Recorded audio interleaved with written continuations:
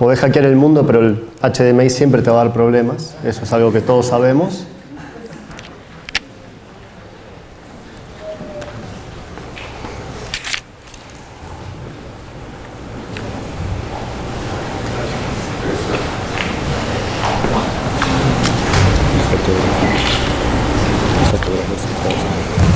La tercera es la vencida. Bueno, ¿cómo están? Bien. Les voy a pasar a contar un poco mi experiencia. Vamos a tener una charla que es bueno por ahí, en un principio aclararlo. La primera mitad es anecdótica, porque es una temática muy específica, tanto del hacking como de la criminología clásica. Es muy específico el tema del coyotaje y el contrabando de personas. Entonces, para poder poner al oyente, a quien viene a esta charla, a esta conferencia, para ponerlo bien en escena, hace falta esta primera mitad anecdótica y el resto, la segunda parte de la charla, es 100% técnica. Es más que nada para avisarles, para que no se aburran, no piensen que va a ser solamente un tipo 45 minutos diciendo lo genial que es, aunque ya lo saben, pero típico argentino, ¿vieron? El argentino más grande del mundo. Bueno, empezamos. Vamos a empezar hablando de quién soy, porque el argentino siempre va a empezar hablando de quién es, qué hace. Mi nombre es Mauro, trabajo como analista de seguridad para el gobierno argentino. Siempre me desempeñé en fuerzas de seguridad o en el Estado en general, también siempre en la función de seguridad informática. Fui speaker en DEFCON 2 veces, en Siberia y en Brasil. Y bueno, y ahora acá. Tengo el gusto de compartir esto con ustedes. ¿De qué trata esta charla? Lo que más o menos les había comentado. Es una investigación encubierta, o sea que se realiza desde adentro de este grupo. Se busca, en un principio, no desarticular, sino perfilar, identificar una banda que se dedica al contrabando de personas. No hay que confundirlo con la trata de blancas o el tráfico de personas. Ahora vamos a explicar la diferencia. Utilizaban una forma muy innovadora, ¿no? Que es por eso que recurren por ahí a la gente de seguridad informática. Es un crimen, un delito, o una especialidad, como lo llaman ellos, de muy alta demanda. Es algo que en el mundo se pide mucho, aunque no lo parezca. Y claramente, al ser algo de mucha demanda, tiene un alto rédito económico para quien lo ejerce. Bueno, un pequeño disclaimer legal. Toda la información que está publicada acá se obtiene mediante OSINT, mediante inteligencia abierta. Toda la charla se basa en ingeniería social e inteligencia abierta. Nada se hackea, nada se ha robado, nada se ha explotado. Es todo un tema social o de error humano. Todos los nombres reales, tanto de quienes participaron en esta investigación, no son reales. Claramente nuestros nombres fueron alias. Los nombres de las personas involucradas, como ser las víctimas, también son censurados porque no es nuestro interés señalar a nadie. Y en el caso de los victimarios, también son censurados. ¿Por qué? Porque en caso de enfrentar un proceso legal, ¿no? Supongamos que eso suceda, publicar esos nombres sería perjudicar dicho proceso, ¿no? Bueno, y ningún participante de esta investigación participó directa o indirectamente en nada ilegal. Si en cualquier momento de la charla ustedes quisieran parar para preguntar algo, un tecnicismo, lo que sea, alguna palabra quizás que yo use, simplemente levantan la mano, no hay ningún problema. Si no, pueden esperar al final a las preguntas. Pero mi idea es que estén cómodos con el flujo de la charla. ¿Qué es el coyotaje? Lo voy a explicar así rapidito. Fíjense que es facilitar el transporte o el intento de cruce de una persona ilegalmente hacia otro país. Básicamente eso. En la frontera de México-Estados Unidos se le llama coyotaje, porque quien ejerce ese crimen se le dice coyote. Los traficados se les dice coloquialmente pollo, y también hay otros nombres para el coyote como pollero o patero, que me olvidé de mencionar.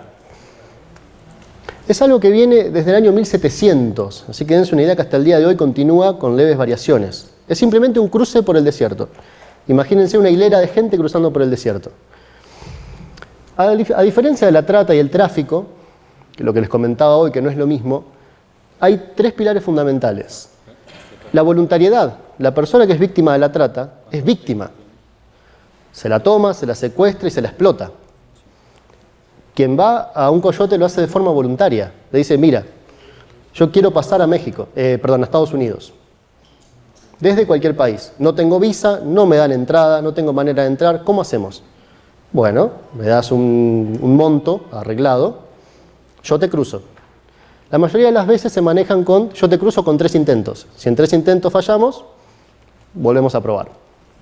Es voluntario, es transnacional. Muchas veces la trata o el tráfico sucede dentro de un mismo país. En Argentina, en mi país, eso es muy común, que trafican gente de la capital hacia las provincias. ¿Se entiende? O sea, no hace falta cruzar una frontera en la trata de blancas o en el tráfico de personas. Y finalmente la duración de esta relación. Uno con un coyote tiene un contrato efímero.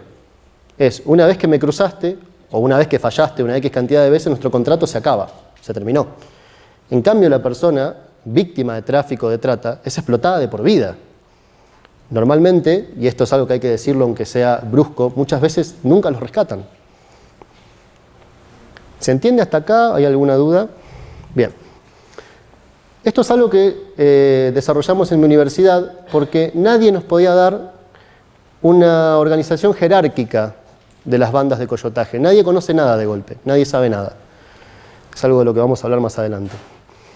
Fíjense cómo básicamente es un esquema caro. Miren toda la cantidad de gente que puede llegar a mover. Tiene un patrón, tiene los baquetones que son generalmente gente que va arriando grupos de inmigrantes hacia las fronteras, hacia los puntos de encuentro. El raitero es quien lo cruza, quien genera el cruce en un vehículo particular de un punto A a un punto B o lo acerca hasta el coyote. Tienen unidades de apoyo, porque claramente donde existe un crimen organizado hay una unidad de respuesta. Por ejemplo, en Estados Unidos hay muchas unidades de respuesta fronterizas especiales para el delito de coyotaje. Tienen, por ejemplo, los cuidanderos y los checadores, que son, los cuidanderos particularmente suelen ser niños menores de edad, que se dedican a peinar la zona desértica para quitar trampas, quitar sensores, arruinar cosas que lo que no puedan quitarlo, arruinarlo, para facilitar el cruce. Y los checadores, que son unidades profesionales, tipos que tienen radios encriptadas, suelen tener material óptico para poder detectar unidades de la patrulla, etc. Y hasta tienen refugios seguros, casas seguras. Finalmente, del lado del servicio, los coyotes, y un lado más oscuro de esta historia, los coyoticos, que son menores de edad dedicados a captar menores de edad.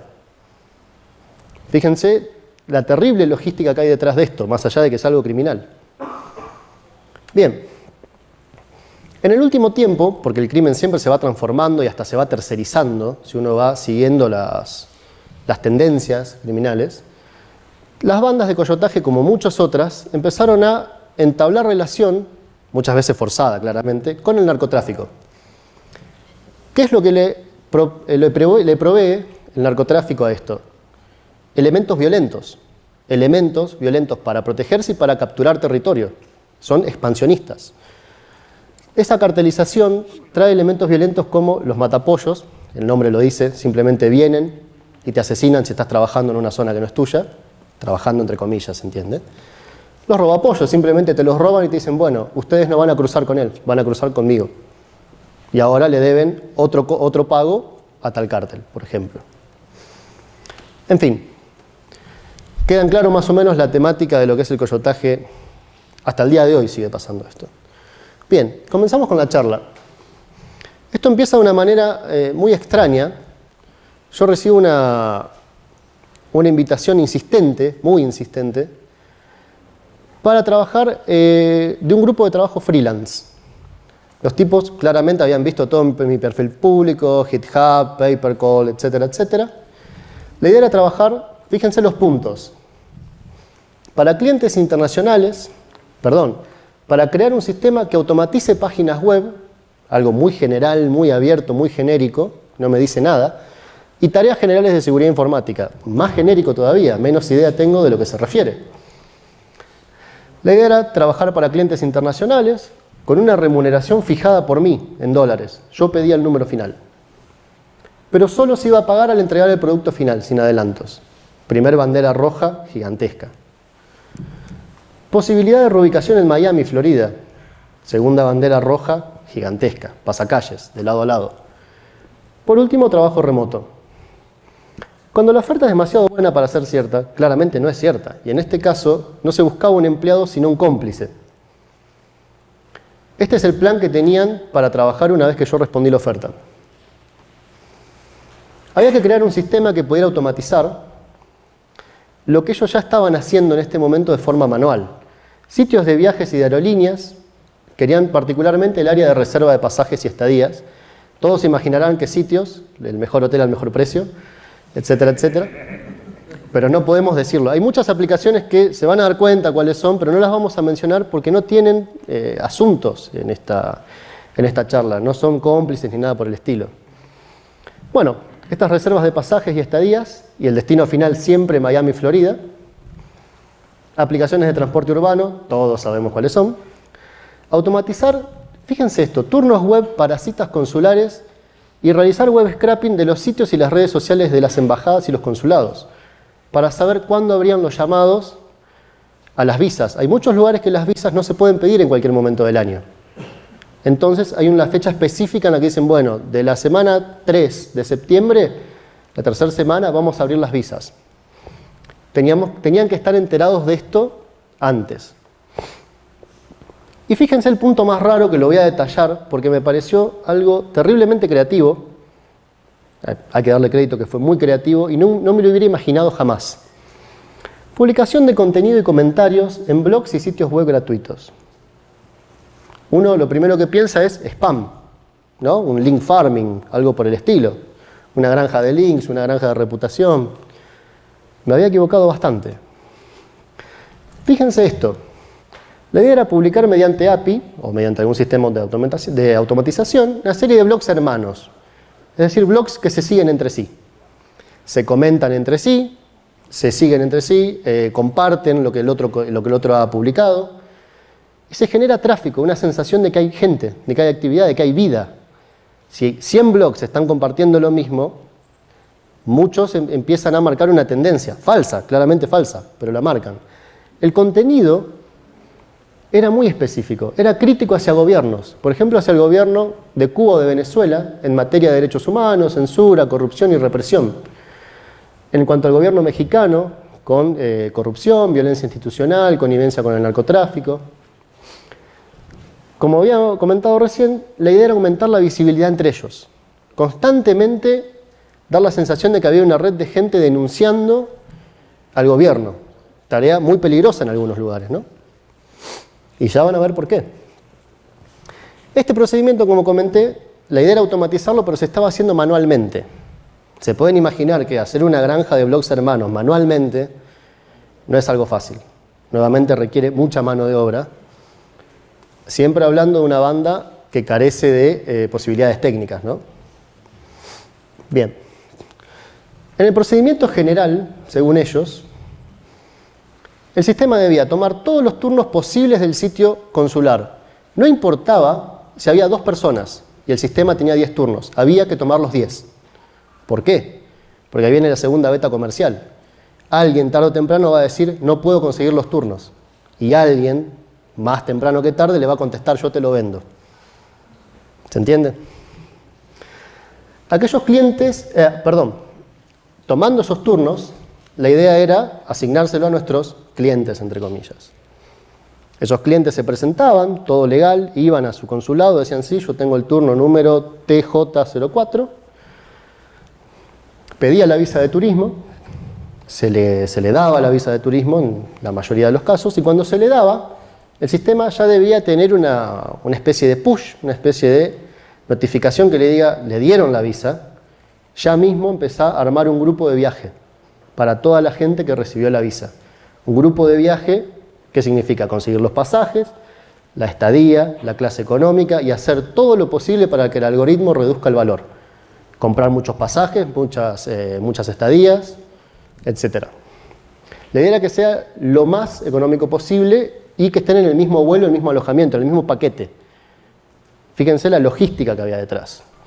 Y luego reservar los transportes, esas aplicaciones de transporte urbano que uno contaba, para poder moverse entre los puntos urbanos.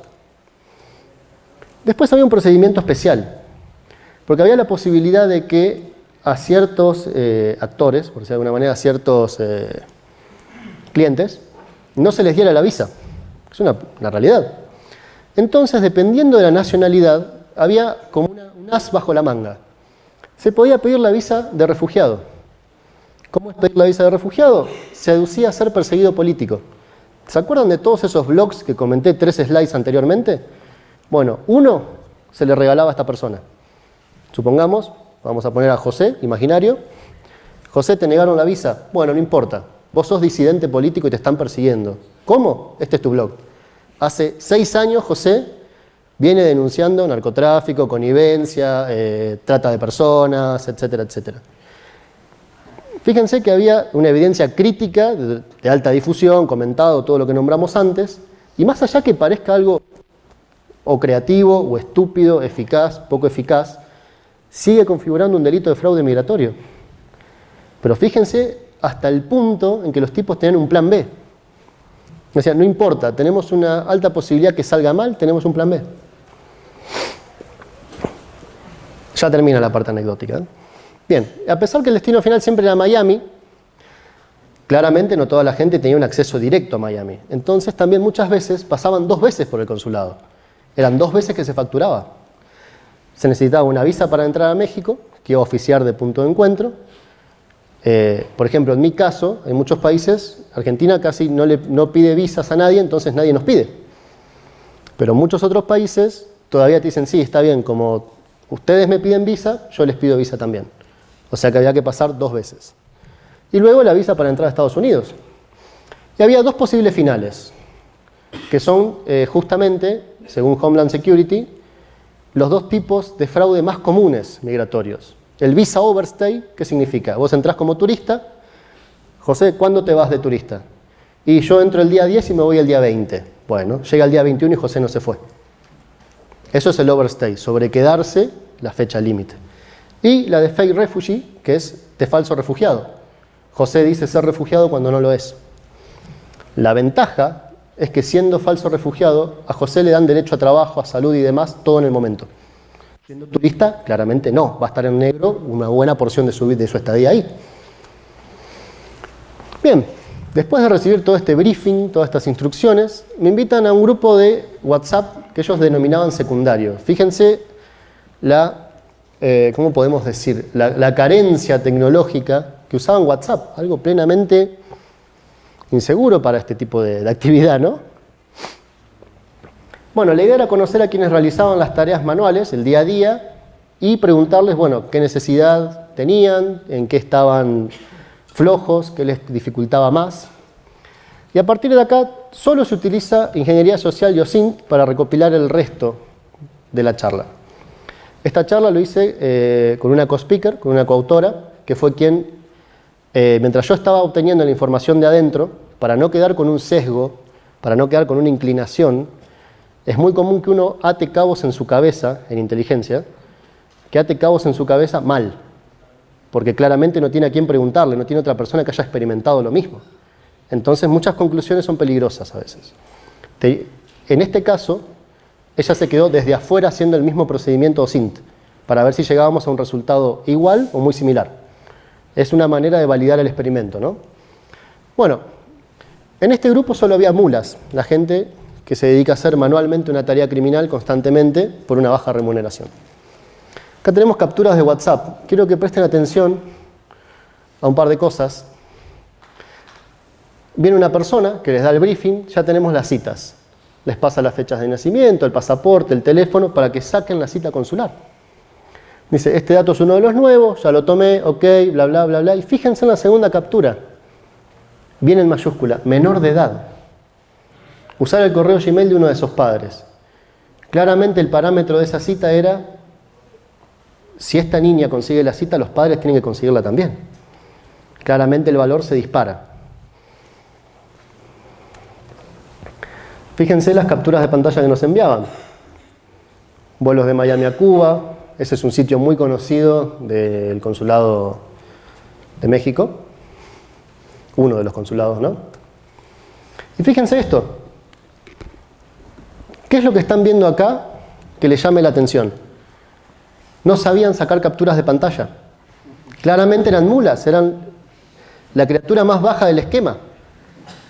Entonces no estaba obligado a tener una criminalidad profesional, porque el tipo mayormente no era un profesional, no lo estoy defendiendo, ¿no? Fíjense, una Dell y creo que la otra es una Sony, no llegó a verlo, no les quiero mentir. Claramente yo sé lo que me van a decir, que la metadata, etcétera, etcétera. Yo lo entiendo y tienen razón, pero hay dos temas principales. El verdadero objetivo no es la mula, sin defenderlo nuevamente. Tiene un escaso valor, son muchos, porque claramente en un esquema criminal de tipo familiar, la familia está arriba y las mulas están debajo. ¿Qué pasa si volteás 10.000 mulas? Mañana aparecen 10.000 nuevas. No tiene sentido. Volteás 5.000, mañana hay 5.000 nuevos.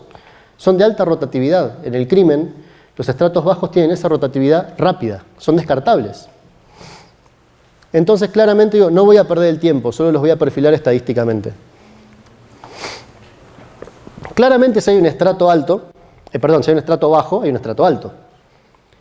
Y el nexo parecía ser esta persona D, que le censuré todo el nombre excepto esa letra.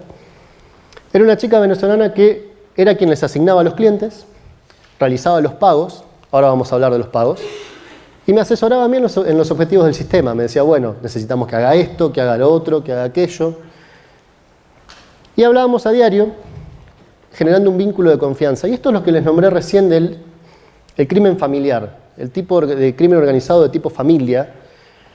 La confianza es más importante que la habilidad. Yo puedo tener al mejor hacker, ¿no?, en una banda organizada de cibercrimen, que si no confío en él no lo hago entrar. Siempre se entra por confianza y siempre se sale por romper la confianza. Es muy distinto a cualquier otra organización que hayan visto. Las organizaciones familiares son así. Podés haber fallado 50 veces, pero si te tienen confianza, te van a reasignar. El tema es que podés tener una habilidad espectacular, pero si la confianza no está, lo más probable es que jamás te puedas acercar ni siquiera al estrato más bajo. Esto particularmente hace que estas bandas sean mucho más distantes para investigadores, tanto profesionales o no. Fíjense esto. Acá estábamos hablando, el más 58 es de Venezuela. Estábamos hablando a diario, digo, ¿pudo trabajar? Estábamos hablando de uno de los clientes. Dice, sí, listo. Dice, pero entraron por refugio. ¿Se acuerdan de los que le comentaba recién? Entrar por refugio te garantiza trabajo directo. Y claramente un cambio de identidad, porque es refugiado político. Te cambian hasta el nombre. Bueno, teníamos toda una charla sobre entrar como turista o demás. Y en el medio, sin que yo se lo preguntara, me empezaba a hablar de su jefe. Me busca una habitación en una buena zona. ¿Qué más? Él insiste que está divorciado. Yo en ningún momento respondo a esa línea de conversación. Claramente, la idea era no preguntar, no involucrarme y no meterme. Y hasta que en un momento me entero de cuánto pagaban, de cuál había sido el quiebre que habían tenido, y hasta me pregunta qué opino yo. Fíjense, dice, antes se ganaba $500 por cita. $500 es un montón en la mayoría de Latinoamérica. Es un montón por 10 minutos de tu tiempo. Y les quiero contar en Argentina como estamos ahora, ¿no? Con $500 compras la Patagonia. Y la oferta empieza en 10.000. Bien, fíjense, antes él pagaba $15 por intentar. $15 por 5 minutos de tu tiempo. Por intentar. Después dejó de hacerlo. Empieza a preguntar, dice, bueno, ¿qué dices tú? ¿Es un buen tipo? Dice, yo estoy paranoica. Ese es el punto de quiebre en que la persona termina dudando para cuál de los dos lados pedir ayuda. Si preguntarle a él o preguntarle al nuevo. Digo, sí, él pagaba los intentos. Después dejó de hacerlo. Yo estaba en ese momento. Mentira, claramente nunca estuve en ese momento. Sin embargo, coló. La mentira pasó como que era algo real. Digo, tengo mis reservas, pero no me parece un mal tipo. En definitiva, yo entiendo que esto puede llegar a parecer incluso cruel, pero estamos hablando de criminales, no estamos hablando de gente de trabajo. Algunas semanas después, esa confianza que yo les decía rinde frutos y me invitan al grupo principal de WhatsApp. De nuevo, WhatsApp.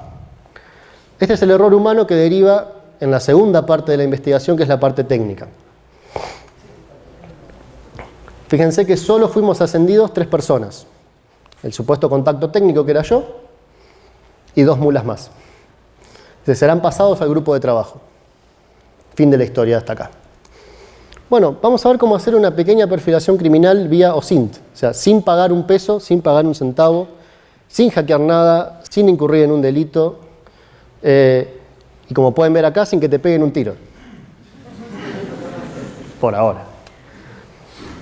Bueno, el nuevo grupo claramente era un grupo más refinado. No había 750 contactos de lugares tan diversos. Pocos integrantes, 2,+1 de código de país. Estados Unidos y regiones pertenecientes a Estados Unidos. El error humano fue crucial en esto por dos cosas. WhatsApp no permite usar alias. Con Telegram me hubiera costado un poco más. Quizá hubiera sido imposible, quizás no lo puedo decir ahora. Y muestra el número de teléfono y el nombre arbitrario del usuario. Un nombre que ustedes ponen, que puede ser real o no, nuevamente. Sin embargo, no fue el único error. Acá tienen los números. Como ven, la venezolana está arriba. Otros 2+1. Bueno, la información que se comparte en un grupo así, en otro estrato, es claramente más refinada, más peligrosa y más hermética. O sea, no tiene que tener acceso cualquiera. Entonces, ¿recuerdan la gente que no sabía tomar capturas de pantalla, que sacaba fotos a la pantalla? Bueno, existe en este grupo también. Fíjense, una fotografía con datos de un servidor ubicado en Miami. Y ahí estamos y digo, bueno, hackear no es una opción. El parámetro que me había impuesto del momento cero es no romper nada, no hackear nada, no robar nada. Básicamente no entrar en el juego de ellos. Fue tan sencillo como responde ping, tiene un SSH que no vamos a tocar, como había dicho,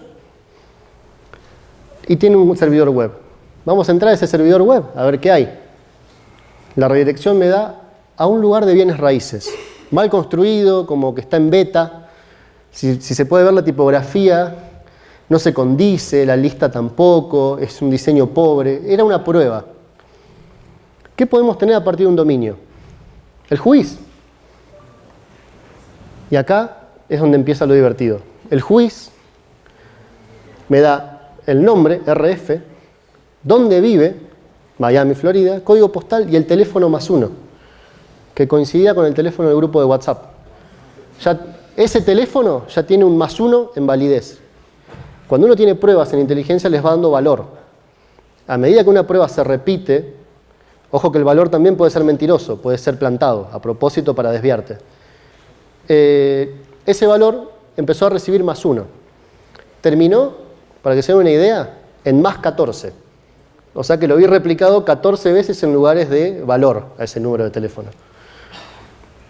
Validando la información. Fíjense, la dirección de email.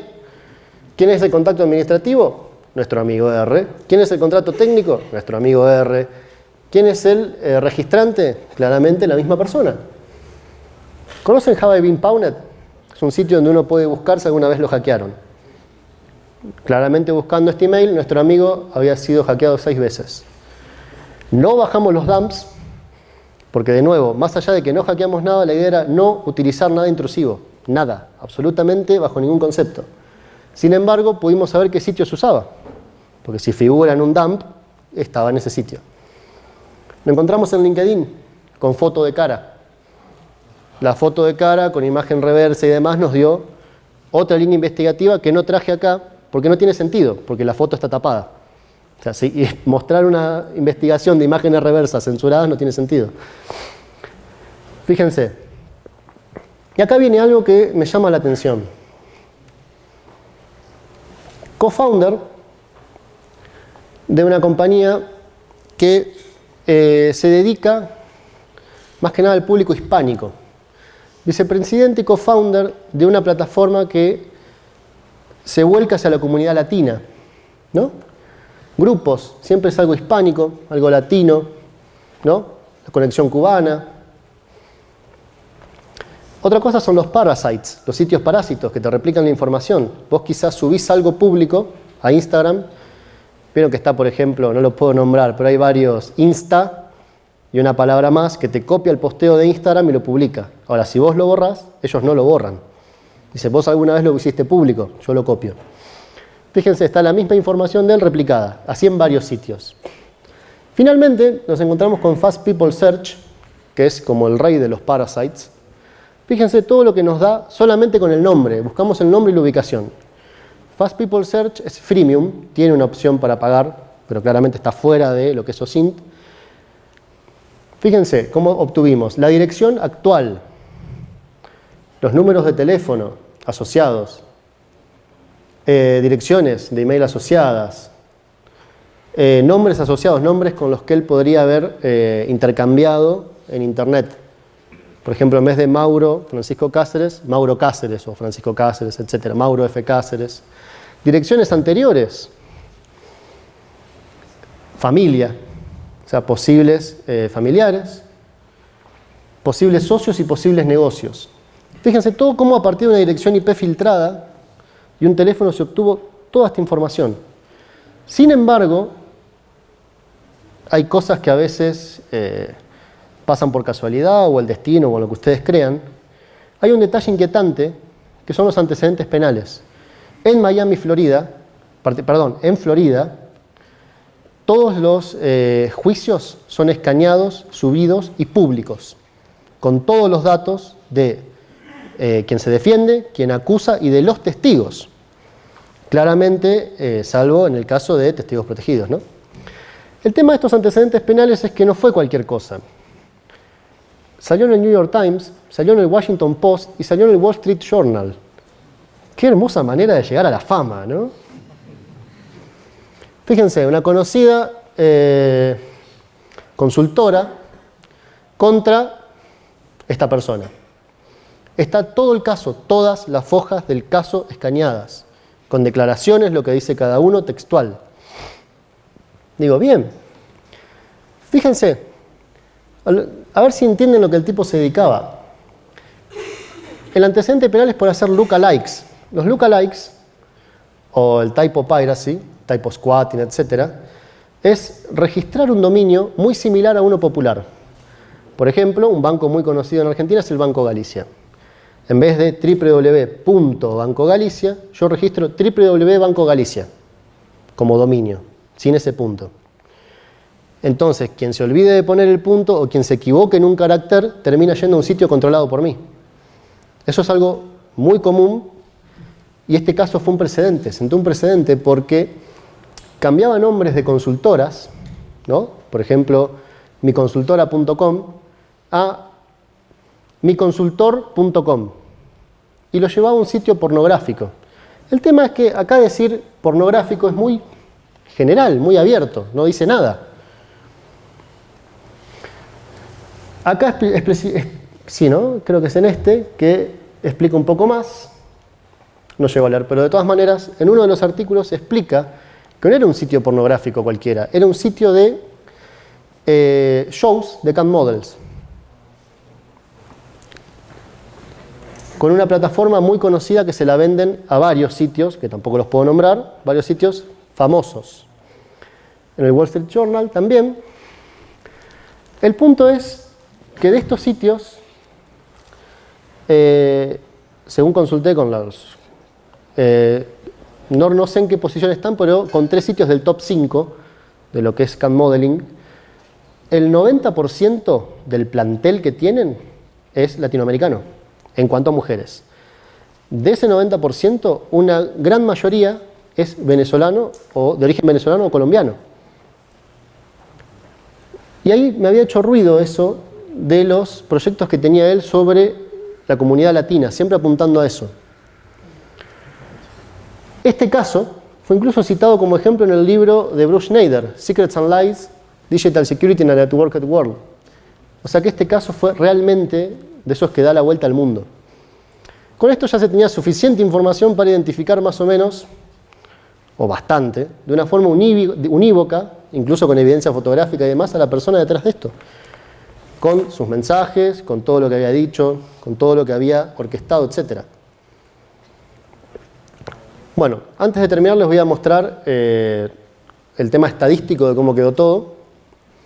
Según nacionalidad, la mayoría de las víctimas de esto eran 70% cubanos, 25% venezolanos y en un 5% mexicanos, con una clara mayoría de mujeres y solo hubo dos casos de menores de edad. La mayoría no poseía un empleo formal en su país, la mayoría que recurría a esto tenía empleos temporales o tenía algo no muy estable. La mayoría de las mujeres venezolanas alguna vez habían trabajado como CAD model, según contaban. La mayoría confiaba en conseguir un empleo informal tras migrar, pero no lo tenía en este momento. Y sin embargo, a la mayoría se le consiguió la visa de turismo sin problema. En cuanto a los coyotes, la mitad eran mexicanos, el 20% norteamericanos, el 20% venezolanos y el 10% chilenos. La mayoría hombres. Y fíjense cómo, ¿se acuerdan del esquema que les mostré hoy? Fíjense cómo se reduce a nivel de costos y a nivel logístico. Tenemos simplemente quien se encarga de esto, los coyotes, el estrato medio, que son quienes consiguen los clientes, y las mulas, que se dedican a tipear. Teniendo este sistema armado, el estrato de las mulas desaparece, se barre. Solo quedan los coyotes, un soporte técnico y el patrón. Imagínense lo que hubiera sido tener ese apoyo técnico, ¿no? Poder mover todo automáticamente, sin tener que estar los 5 o 6 minutos que te demora sacar un pasaje, hacerlo en un segundo, automáticamente por una API. Finalmente, todas las historias tienen un final feliz, o al menos para mí. No creo para ellos. Los sitios consulares, mediante un aviso que alguien dio, que no vamos a decir quién es, implementaron medidas de seguridad y verificación. Debido a, según publicaron, el alto porcentaje del no-show, es decir, gente que saca una visa y no se presenta, la usurpación, ¿no? Y a las quejas en redes sociales de la gente que básicamente los recontrainsultaba, porque decía, su sistema nunca anda, no puede ser, nunca podemos tener. Primero, habían propuesto captchas. El tema es que tener una mula conlleva que la mula resuelva captcha también. Es una persona, no es un robot. Entonces pusieron la verificación telefónica. Llamaban, pedían los datos. No era un robocall, era una persona humana del lado del consulado. Claramente los costos se disparaban porque era una vez por teléfono la cita. Imagínense tratar de sacar 10 citas todos los días. Finalmente pasó esto. Dice, ya quitaron los no disponibles. No disponible era que les habían bloqueado las IPs. No podían trabajar entre comillas. Dicen, sí, yo estoy en modo incógnito y nada. Fíjense, el +1 dice, ya se acabó. Dice, yo creo que las IP que he utilizado ya están baneadas. Y otro dice, yo aprobé una nueva en la oficina y tampoco anda. Ese fue el día que se dieron cuenta que estaban en la bancarrota, justamente. Y ya no les rendía. Dice, no entiendo. Ahí empezó la crisis interna. Esa crisis en la que uno agarra y se pone a comer mirando la pantalla. Dice, yo no sé si después de mí lo lograron, pero la mía fue antes de octubre. Fíjense, dice, bueno, hay que buscar variaciones para saber por qué ahora no se puede y antes sí. Y bueno, dicen, bueno, muchachos, la clásica, cuando todo está quemando, se sube el costo de la cita. Si se consigue, se paga 250. Para estimular a que el grupo trate de sacar una cita, aunque sea. Aunque todos sabíamos que iba a ser imposible. Esto fue marzo, fíjense. En octubre fue la última. En la última captura se ve la fecha. Bueno, al no haber alcanzado este objetivo, se dieron cuenta que ya no era un negocio. Habían gastado de más, no había presupuesto, no había resultados para mostrar. Y básicamente se acabó el negocio, se acabó lo que se daba. Claramente mis servicios se cortaron, se prescindió, no recibí un pago. Si se acuerdan, la condición era entregar todo andando. Claramente nunca hice nada, ¿no? Pero bueno, tampoco esperaba pago. Algún tiempo después, mientras escribía esta charla, me invitaron a un nuevo esquema. ¿Adivinen de qué? De bienes raíces. ¿Se acuerdan la página que vimos en un principio? Bueno, claramente decliné esa invitación por obvios motivos. Bueno, ya que tenemos un ratito más, quería darles un cortito epílogo, porque claramente nos quisimos comunicar con todos para comentar esto antes de publicarlo, antes de ir a un full disclosure. Es lindo que vean las respuestas oficiales. Hablamos durante toda la investigación con la Policía Federal de México, la Comisión Nacional de Seguridad de México, la Procuraduría General de México, atentos acá, al Ministerio del Poder Popular para las Relaciones Interiores, Justicia y la Paz de la República de Venezuela, O sea, me quedaba sin aire, era una cosa... Encima mi asma no ayudaba porque estaba... Hola, hablo con... Bueno, el Consejo de Ministros de Cuba, que fue un caso especial, y el Departamento de Homeland Security. Y también consultamos para pedir bibliografía o apoyo a la Protex Argentina, la Procuraduría de Trata y Explotación, y al Alto Comisionado de las Naciones Unidas para los Refugiados en Suiza. No nos pudimos contactar con Venezuela. Estaba viendo en los medios que había apagones y demás y que el gobierno también estaba apagado. Así que no había replicación, no había failover, no había HA, así que abajo. El gobierno de Cuba no nos dio respuesta, pero es un caso especial porque por cómo está dispuesta la disposición burocrática, gubernamental de ellos, es muy difícil entender a quién nos teníamos que referir. Eso también fue mitad error nuestro. No sabíamos interpretar a quién llevarle la inquietud, porque es bastante amplio lo que hacen. Homeland Security no dio respuestas. Naciones Unidas nos regaló un libro muy lindo sobre cómo se tratan estos delitos. Lo único que era que estaba orientado a equipos de asalto, táctico. Básicamente explicaba cómo rescatar gente de la trata y bueno, no era mi idea ponerme un casco y salir a patear puertas, por ahora. Y la Protex dijo básicamente que no tenía material. La típica respuesta argentina, ¿esto está pasando acá? No me importa. La Procuraduría General de México la convirtieron en la Fiscalía General de México una semana después que empezamos a pedir información y no nos pudimos volver a conectar. La Comisión Nacional de Seguridad nos mandaba siempre a la Policía Federal y la Policía Federal nos mandaba a la Comisión Nacional recursivamente. Me di cuenta que no nos iban a dar nada y encima nos decían que no sabían nada del coyotaje, que no tenían información. Fíjense en los mails, tengo hasta el número de ticket, todo, que insistimos. Dice, estimado, no sé si es de ciudadano que dice. Sí. Bueno, lo exhortamos a comunicarse, básicamente es, anda a molestar a otro lado. Lo mismo. Bueno, y el silencio no nos sorprende, porque más allá de que el gobierno decía, no tenemos información del coyotaje, no sabemos lo que es el coyotaje. Wikipedia lo sabe y lo data del 1700, y vos no sabés, claramente hay algo mal ahí, por favor. Bueno, sin embargo, el gobierno de México publicó este panfleto hace un tiempo. Guía del Migrante Mexicano. No sé si se llega a ver, dice Secretaría, creo que es de Relaciones Exteriores, algo así.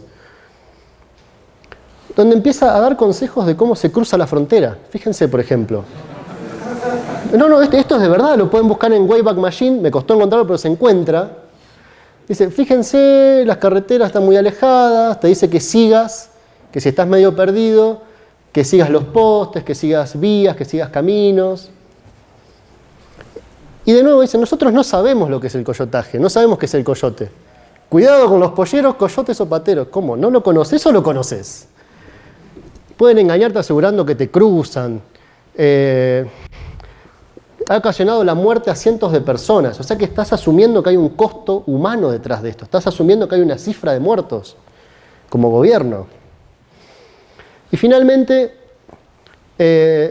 no solo dicen que no lo conocen, sino que acá los nombra con los 3 nombres: polleros, coyotes, pateros.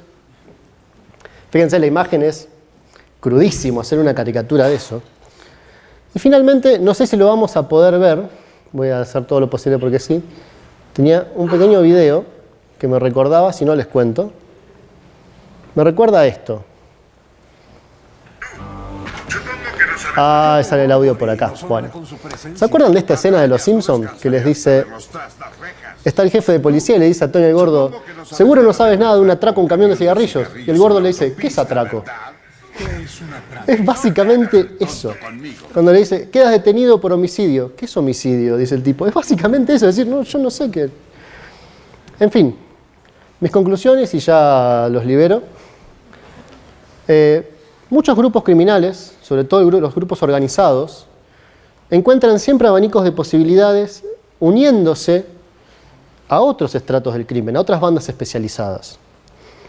En Argentina tuvimos el caso de El Artista, que fue el mejor falsificador, y se había aliado con una banda especializada en golpes a camiones blindados, únicamente con el fin de obtener papel moneda. Él no quería los billetes, solo quería el papel con el que se fabricaban los billetes, porque el tipo es un falsificador.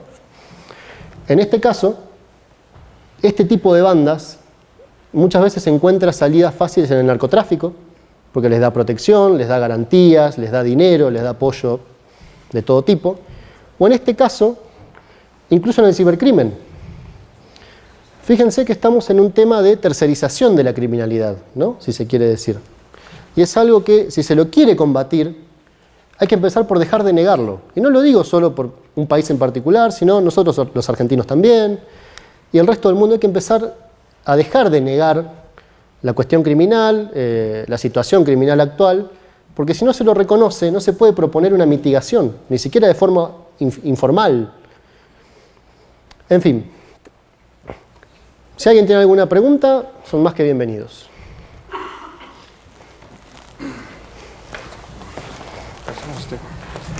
Por favor, levanten la mano que tenga una pregunta y se les va a pasar el micrófono para que quede en cámara. Allá atrás.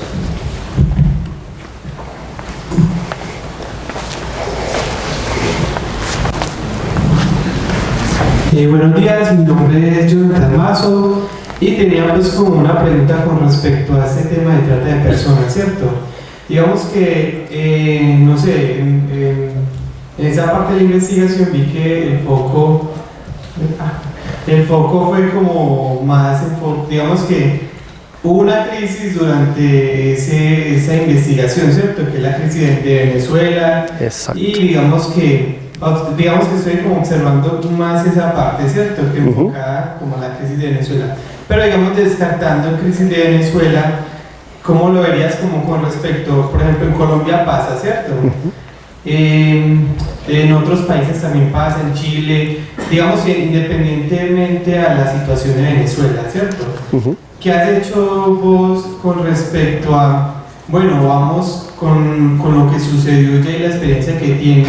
¿Qué base de conocimiento o digamos, cómo podrías replicar ese conocimiento que tienes a agencias de gobierno, a agencias policiales, digamos, a grupos de cibercrimen, ya sea en Colombia, México y en diferentes, digamos, países de Latinoamérica, para que de pronto esto no vuelva a pasar, o ellos tengan un conocimiento ya base para que si encuentran digamos que un caso similar, ellos puedan saber cómo atacar ese foco que es la trata de personas.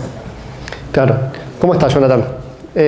Bueno, gracias por tu pregunta. El tema de la crisis de Venezuela, me gusta hacer un paréntesis aparte, lo iba a nombrar y se me pasó, porque de hecho fue lo que disparó la demanda. Justamente cuando hay una crisis humanitaria, siempre el beneficio es de unos pocos que no están justamente alineados con el buen vivir, digamos, ¿no? El tema es, si bien las fuerzas, por lo menos en mi país, desconozco por ahí a todo nivel Latinoamérica, tienen entrenamientos, yo creo que no es suficiente. Creo que se deberían reformar esas cosas desde el planteo, porque es muy común por ahí ver material de cibercrimen o de áreas especializadas, de fiscalías especializadas, que termina siendo anticuado a la semana, porque por ejemplo dicen, ataquemos Craigslist, Craigslist.com, creo que la mayoría lo conoce, y de golpe mañana están todos en los grupos de compra y venta de Facebook, no sé si acá son populares, pero en Argentina lo son. Y es muy común las ofertas de trabajo, por ejemplo, sí, busco ofertas de trabajo muy volátiles, ¿no? Con muy pocas descripciones y demás. Y esas publicaciones, que claramente tienen una intencionalidad negativa, tiene un dolo en el medio, pueden perdurar meses. Es algo que nadie ve. Lo mismo en Twitter, con el hashtag TrabajoAr, que es un hashtag donde la mayoría de los argentinos busca y publica trabajo, que es algo masivo. Siempre seguís viendo ofertas raras a veces en el medio. Para que te des una idea, publicaciones de perfiles, por ejemplo, Juan Gómez, y la foto es una caricatura y te ofrece una entrevista de trabajo, un trabajo muy bueno, muy bien remunerado, y suelen usar un nivel de impunidad que es realmente preocupante. Por ejemplo, dicen, preferimos chicas del interior del país, de las provincias. Por ejemplo, manejan ese nivel de impunidad y son cosas que por ahí vos los ves, te das cuenta de falta de entrenamiento porque pasan meses. Meses esa publicación no se baja, no se hace nada al respecto, el mismo perfil sigue publicando en otras redes, etc. No sé, quizá desde mi posición, si bien esta charla la hemos dado por ahí a fuerzas anteriormente y les hemos dado por ahí la parte más técnica, por ahí más en profundidad, el tema de imagen reversa y demás, creería que haría falta algo desde gobierno, una política pública, digamos, ¿no? Más allá de lo que ya existe, que no está mal, simplemente debería actualizarse más. Gracias por tu pregunta. Buenas, mi nombre es Juan Javier Lazo. ¿Cómo estás? La pregunta va enfocada más hacia cómo desarrollaste esta actividad. Tú comienzas diciendo que es encubierto, pero me queda la duda por todas las conclusiones al final. Si fue porque la oportunidad se te presentó y empíricamente o decidiste tomarla, o hubo una entidad gubernamental, algún tema policial detrás, porque al final se ve como que ninguna entidad gubernamental te responde. Entonces no sé si hay alguna conexión con alguna entidad estatal. No, ninguna. No, ninguna. De hecho, la oferta fue esporádica, volátil. Me llamó la atención y lo encaramos desde ese lado. Es más, dijimos, esto sería primero un buen ejercicio de inteligencia, sería una muy buena charla y a la vez sería muy bueno que esta clase de gente no prolifere, no prospere. Que se encuentre, aunque sea ya que no se encuentra con un muro legal, porque si lo hay, claramente hay una legislación, no les importa, es un muro bajito, que lo saltan, se encuentran con un muro, por ahí por decir de alguna manera, social, que también es bajito porque la gente sigue recurriendo a ese servicio, que por lo menos se encuentren con un muro técnico, que digan, no, la verdad es imposible hacerlo, porque es muy difícil a nivel técnico. Que se queden con ese concepto, que ese concepto sea el que les perdure en la cabeza la próxima vez que se les ocurra emprender lo mismo. Y si volvemos a hacer esto, no, porque es muy difícil, o no, porque pasan estas cosas. Por lo menos desarticular a nuestra manera, claramente un gobierno lo podría hacer mucho mejor, una fuerza, una entidad, pero a nuestra manera, por lo menos, aportar el granito de arena, como quien dice. Gracias por tu pregunta. Hola, ¿qué tal? ¿Cómo estás? Quería saber si dentro de esos grupos de WhatsApp se compartían direcciones, links o demás que permitieran arrastrar a este tipo de personas. Es muy probable, porque de hecho las consultas a ciertos sitios iban acompañadas, no voy a decir a cuál, pues es un sitio gubernamental muy anticuado, y por ejemplo pasaba el PHP SysID, la sesión PHP la pasaba en un GET, en la URL. O sea que era muy probable, vos levantabas la sesión del otro simplemente con hacer clic. O sea, es un sitio gubernamental, estamos hablando de pasaba la cookie de acceso, la sesión en realidad. Así, o sea que sí, se podría haber rastreado tranquilamente. Y además, si vos te fijas, el nivel técnico de las mulas que ellos manejaban y de los estratos superiores también, era bastante básico, era bastante bajo, con lo cual deben haber cometido muchísimos errores del lado cliente, cada uno, ¿no?